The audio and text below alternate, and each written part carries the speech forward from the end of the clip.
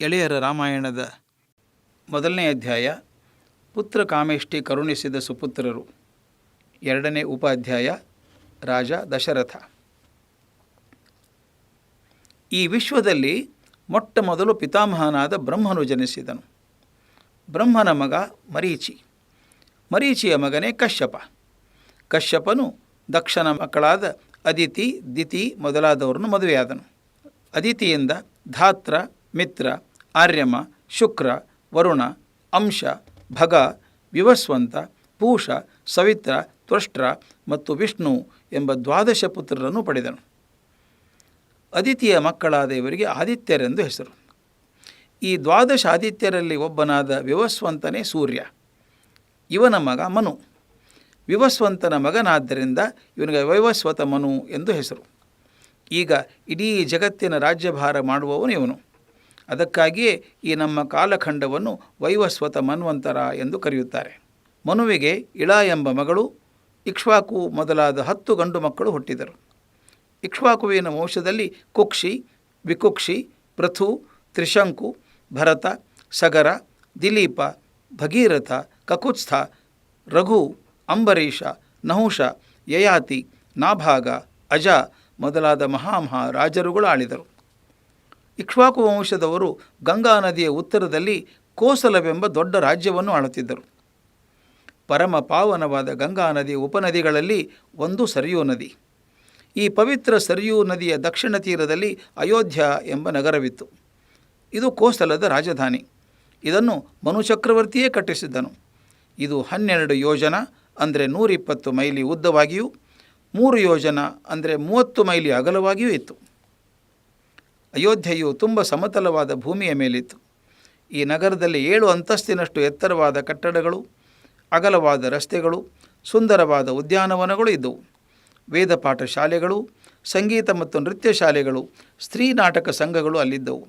ಆಟದ ಬಯಲುಗಳನ್ನು, ಕ್ರೀಡಾಗೃಹಗಳನ್ನು ಅಯೋಧ್ಯೆ ಹೊಂದಿತ್ತು. ನಗರದಲ್ಲಿ ಅಂಗಡಿಗಳು ಕ್ರಮಬದ್ಧವಾಗಿ ವಿಂಗಡಿಸಲ್ಪಟ್ಟಿದ್ದವು. ಯುದ್ಧಕ್ಕೆ ಸಂಬಂಧಿಸಿದ ಅನೇಕ ಆಯುಧಗಳನ್ನು, ನಿತ್ಯ ಜೀವನಕ್ಕೆ ಉಪಯುಕ್ತವಾದ ವಿವಿಧ ರೀತಿಯ ಯಂತ್ರಗಳನ್ನು, ದಿನಬಳಕೆಯ ಪದಾರ್ಥಗಳನ್ನು, ವಜ್ರ ವೈಢೂರ್ಯಗಳನ್ನು ಅಲ್ಲಿ ಮಾರುತ್ತಿದ್ದರು. ಅಯೋಧ್ಯೆಯಲ್ಲಿ ಯಥೇಚ್ಛವಾಗಿ ಸಿಹಿ ನೀರನ್ನು ಸರಬರಾಜು ಮಾಡುವ ಏರ್ಪಾಡು ಇದ್ದಿತು. ಒಳಚರಂಡಿ ವ್ಯವಸ್ಥೆಯನ್ನು ಅಯೋಧ್ಯೆ ಹೊಂದಿತ್ತು. ನಗರವನ್ನು ಸ್ವಚ್ಛವಾಗಿಡುವ ಅತ್ಯುತ್ತಮ ನಿರ್ಮಲೀಕರಣ ಯೋಜನೆಯೂ ಇತ್ತು. ರಾಮಾಯಣ ಪ್ರಸಂಗವು ನಡೆದ ಕಾಲದಲ್ಲಿ ಕೋಸಲ ದೇಶವನ್ನು ದಶರಥ ಮಹಾರಾಜ ಆಳುತ್ತಿದ್ದ. ಅವನು ಅಜ ಮಹಾರಾಜ ಮತ್ತು ಇಂದುಮತಿಯರ ಮಗ. ದಶರಥನು ಬಹಳ ಸತ್ಯವಂತನು, ಮಹಾಪರಾಕ್ರಮಿಯು, ಧರ್ಮಶೀಲನು, ವೇದಾಂಗ ಪಾರಂಗತನೂ ಆಗಿದ್ದನು. ದಶರಥನ ಬಳಿ ಆನೆ, ಕುದುರೆ, ರಥ, ಪದಾತಿಗಳಿಂದ ಕೂಡಿದ ಚತುರಂಗ ಸೇನೆ ಇತ್ತು. ಇವನ ಸೇನೆಯಲ್ಲಿ ವಿಂಧ್ಯ ಪರ್ವತ, ಹಿಮವತ್ ಪರ್ವತಗಳಲ್ಲಿ ಹುಟ್ಟಿದ ಭದ್ರ, ಮಂದ್ರ, ಮೃಗ ಎಂಬ ವಿವಿಧ ಜಾತಿಗಳಿಗೆ ಸೇರಿದ ಆನೆಗಳಿದ್ದವು. ದೇವಲೋಕದ ಐರಾವತ, ಪುಂಡರೀಕ, ಅಂಜನ, ವಾಮನ, ಕುಮುದ, ಪುಷ್ಪದಂತ, ಸಾರ್ವಭೌಮ ಮತ್ತು ಸುಪ್ರತೀಕ ಎಂಬ 8 ದಿಗ್ಗಜಗಳ ವಂಶಗಳಿಗೆ ಸೇರಿದ ಆನೆಗಳಿದ್ದವು. ಕಂಭೋಜ, ಬಾಲ್ಹೀಕ, ಪನಾಯು ಮತ್ತು ಸಿಂಧು ದೇಶಗಳಲ್ಲಿ ಜನಿಸಿದ ಉತ್ತಮ ವರ್ಗದ ಕುದುರೆಗಳು ದಶರಥನ ಸೇನೆಯಲ್ಲಿದ್ದವು. ಸುಸಜ್ಜಿತವಾದ ಸೈನ್ಯವಿದ್ದುದರಿಂದ ರಾಜ್ಯದಲ್ಲಿ ಶತ್ರು ಭಯವೇ ಇರಲಿಲ್ಲ. ಜನರು ಸುಖ, ಸಂತೋಷ, ನೆಮ್ಮದಿಗಳಿಂದ ಇದ್ದರು. ದಶರಥನಿಗೆ 8 ಜನ ಮಂತ್ರಿಗಳು.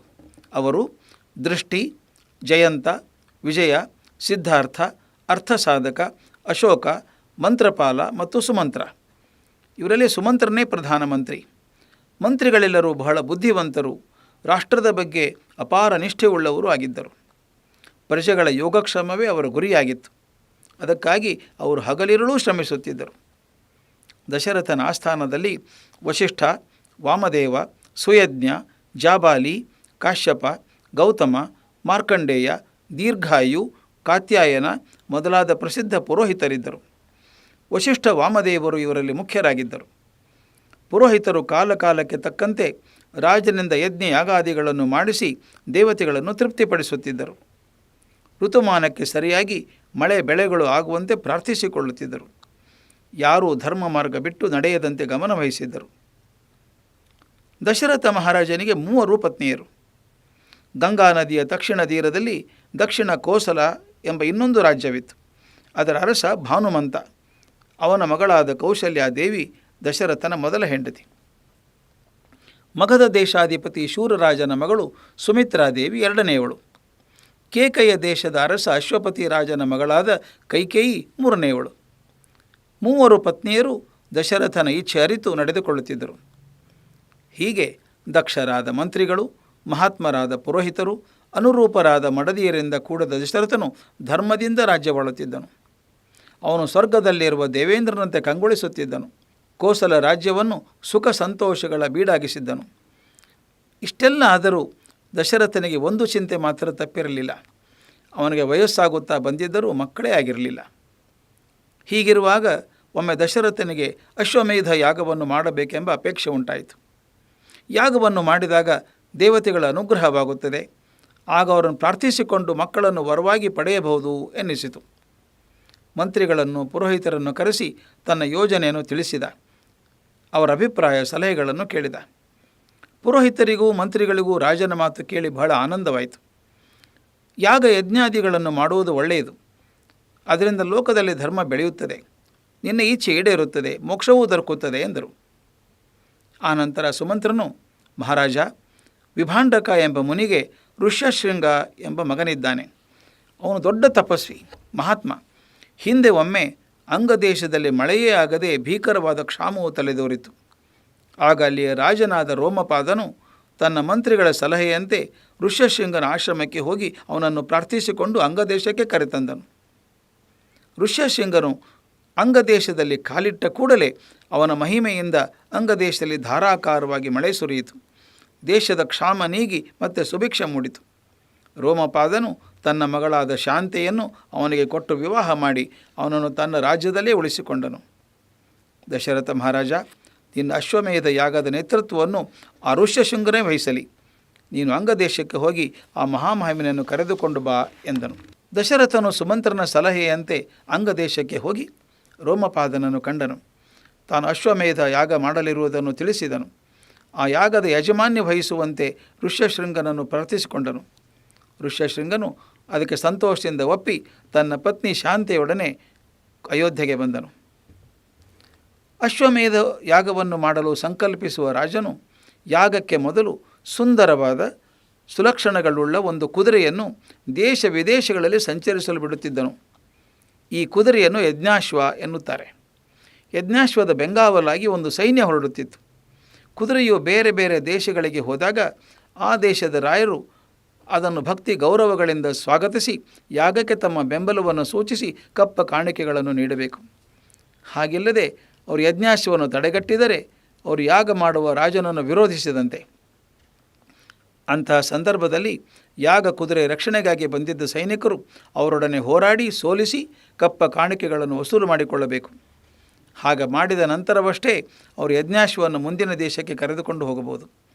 ಈಗ ಎಲ್ಲ ದೇಶಗಳು ಸಂಚರಿಸಿ ವಿಶ್ವ ವಿಜಯಿಗಳಾದವರು ಮಾತ್ರ ಯಾಗವನ್ನು ಮಾಡಬಹುದಿತ್ತು. ಈ ಸಂಪ್ರದಾಯದಂತೆ ದಶರಥನು ಸಹ ಯಜ್ಞಾಶ್ವವನ್ನು ವಿಜಯ ಯಾತ್ರೆಯಾಗಿ ಬಿಟ್ಟನು. ಇತ್ತ ಸರಿಯೂ ನದಿಯ ಉತ್ತರ ತೀರದಲ್ಲಿ ವಿಶಾಲ ಬಯಲು ಪ್ರದೇಶದಲ್ಲಿ ಯಾಗಶಾಲೆಯ ನಿರ್ಮಾಣ ಪ್ರಾರಂಭವಾಯಿತು. ಯಾಗದ ಉಪಕರಣಗಳನ್ನು ಮಾಡಬಲ್ಲ ಶಿಲ್ಪಿಗಳು, ಚಿತ್ರಗಾರರು, ಬಡಗಿಗಳು ಶ್ರಮವಹಿಸಿ ಕೆಲಸ ಮಾಡತೊಡಗಿದರು. ಎತ್ತರವಾದ ಸ್ಥಳದಲ್ಲಿ ವಿಶಾಲವಾದ ಯಜ್ಞಶಾಲೆಯ ನಿರ್ಮಾಣ ಆಯಿತು. ಅದರ ಸುತ್ತಲೂ ಲಕ್ಷಾಂತರ ಜನರು ಕುಳಿತು ಯಾಗದ ಕಲಾಪಗಳನ್ನು ನೋಡುವಂತೆ ಅನುಕೂಲಿಸಾಗಿತ್ತು. ಶಿಲ್ಪಿಗಳು ಯೂಪಸ್ತಂಭವನ್ನು ಕಟ್ಟಿದರು. ಶಾಸ್ತ್ರ ರೀತಿಯಲ್ಲಿ ವೇದಿಕೆಯನ್ನು ರಚಿಸಿದರು. ರಾಜ್ಯದ ಎಲ್ಲೆ ಹಳ್ಳಿ ಪಟ್ಟಣಗಳಿಂದಲೂ ದೂರದ ದೇಶಗಳಿಂದಲೂ ಬರಲಿದ್ದ ಲಕ್ಷಾವಧಿ ಜನರ ಸಲುವಾಗಿ ದೊಡ್ಡ ದೊಡ್ಡ ವಸತಿ ಗೃಹಗಳನ್ನು ನಿರ್ಮಿಸತೊಡಗಿದರು. ವಿದೇಶಗಳಿಂದ ಬರುವ ರಾಜ ಮಹಾರಾಜರುಗಳಿಗಾಗಿ ಅರಮನೆಯಂಥ ಭವ್ಯವಾದ ಪ್ರಾಸಾದಗಳನ್ನು ಕಟ್ಟಿದರು. ಅಶ್ವಶಾಲೆ, ಉಗ್ರಾಣಗಳು, ಸಾಮೂಹಿಕ ಭೋಜನ ಗೃಹಗಳನ್ನು ಅವರು ಸಿದ್ಧಪಡಿಸಿದರು. ನಾಟಕ ಗೃಹಗಳು, ನರ್ತನ ಶಾಲೆಗಳು, ಪ್ರದರ್ಶನ ಮತ್ತು ವ್ಯಾಪಾರದ ಮಳಿಗೆಗಳನ್ನು, ಕ್ರೀಡಾಂಗಣಗಳನ್ನು ಅವರು ನಿರ್ಮಿಸಿದರು. ಕುಡಿಯುವ ನೀರಿನ ಬಾವಿಗಳನ್ನು, ಇನ್ನಿತರ ಸಾರ್ವಜನಿಕ ಸೌಲಭ್ಯಗಳನ್ನು ಒದಗಿಸಿದರು. ಒಟ್ಟಿನಲ್ಲಿ ಅಲ್ಲಿ ಒಂದು ಸುಸಜ್ಜಿತವಾದ ಒಂದು ಉಪನಗರವನ್ನೇ ಕಟ್ಟಿಬಿಟ್ಟರು. ಯಾಗವು ಒಂದು ಧರ್ಮ ಕಾರ್ಯ.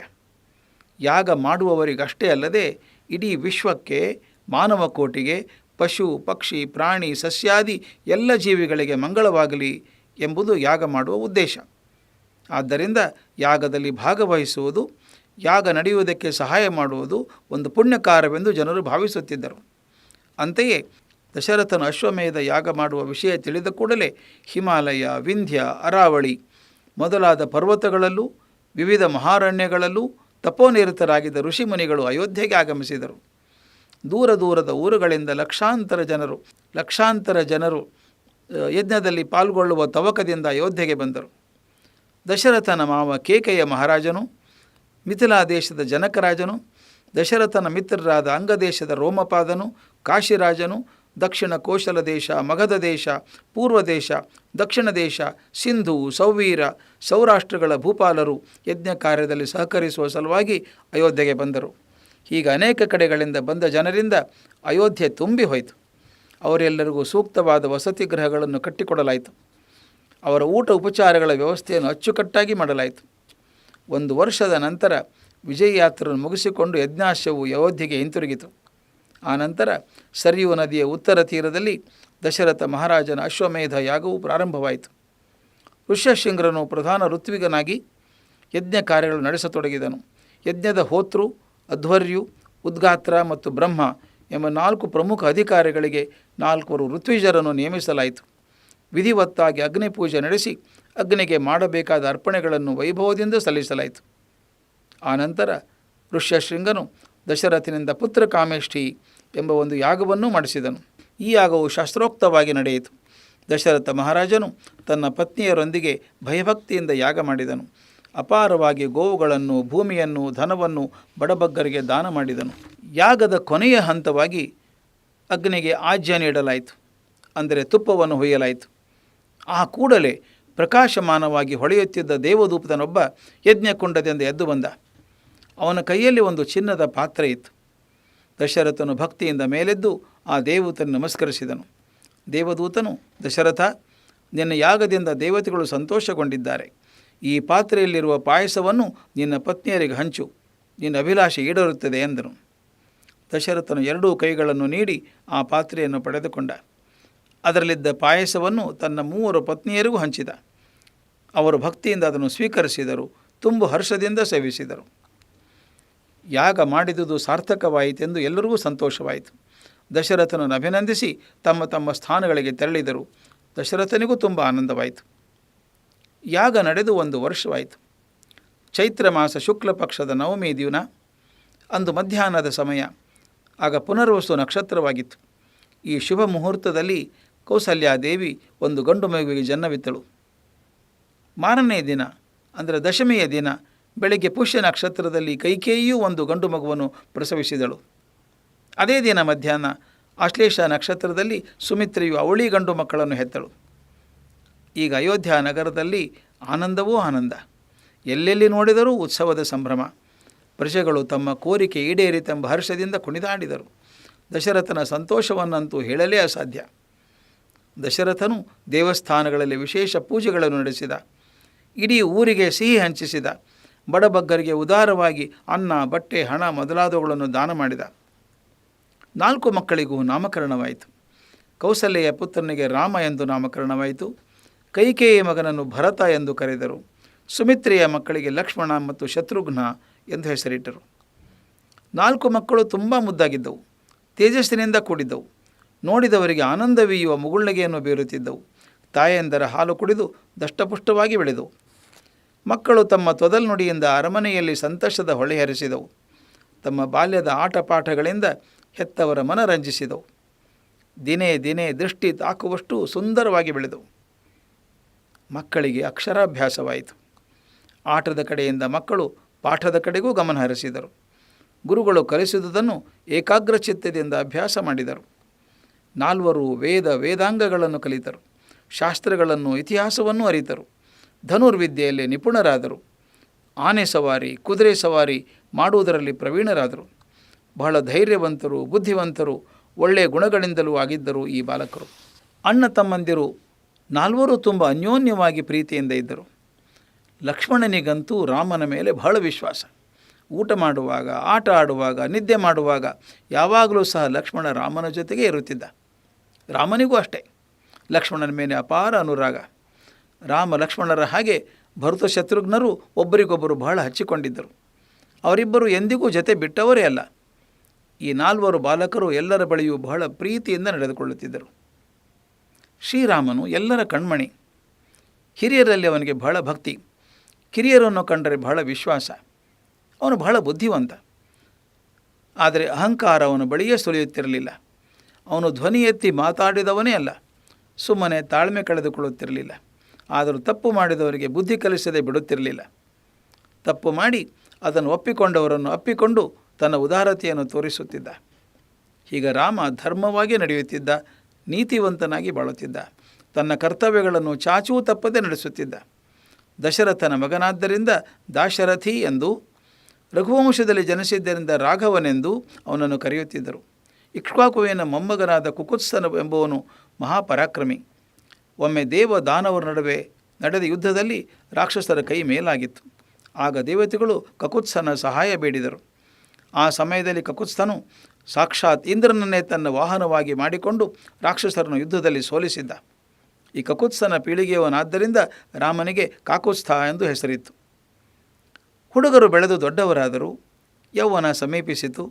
ತನ್ನ ಮಕ್ಕಳಿಗೆ ಮದುವೆ ಮಾಡಲು ದಶರಥ ಯೋಚಿಸಿದ. ಈ ಸಮಯಕ್ಕೆ ಸರಿಯಾಗಿ ವಿಶ್ವಾಮಿತ್ರ ಮಹರ್ಷಿಗಳು ಅವನ ಆಸ್ಥಾನಕ್ಕೆ ಬಂದರು.